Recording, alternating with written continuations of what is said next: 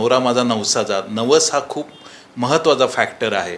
तर मला तुम्हाला विचारायचं आहे की वैयक्तिक आयुष्यात नवस या संकल्पनेवर तुमचा किती विश्वास आहे आणि तुम्ही कधी खऱ्या आयुष्यात नवस बोललेला आहात का? खरं आता नवस म्हणजे मी असा अर्थ लावलेला आहे, वस म्हणजे राहणे, असाधा धातू असावा. म्हणजे जी गोष्ट काही होत नाही आहे त्याच्यासाठी आपण परमेश्वराकडे मागून घेतलेली गोष्ट, असं जर का आपण अर्थ लावला त्या शब्दाचा, तर अर्थ असा मला उलगडतो. आणि मी या धाटणीची आहे की परमेश्वराने जे काही दिलेलं आहे त्यात समाधान मानणारी आहे. त्याच्याच कृपेमुळे माझ्यावरती इतकी अशी वेळही आली नाही आहे की मी काहीतरी बोलावं, मागावं. आणि रोजच्या प्रार्थनेमध्ये आपण जे पूर्ण घरासाठी सुखशांती समाधान मागतो तेवढी प्रार्थना आपण करतो. त्याच्यामुळे त्या अर्थाने मी नवस बोललेले नाही आहे.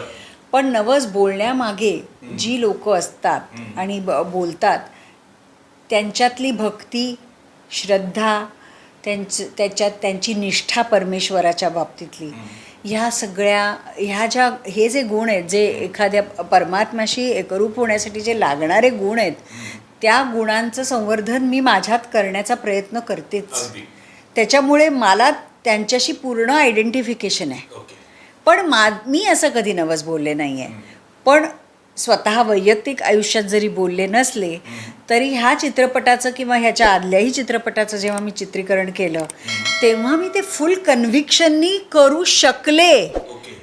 त्याच्यामध्ये मला जराही कुठेही काहीही मनात प्रश्न आला नाही की अरे हे आपण हे करतोय ते बरोबर करत नाही आहोत, हे मला तसूभर सुद्धा वाटलं नाही. कारण माझी देवाप्रतीची श्रद्धा आढळ आहे.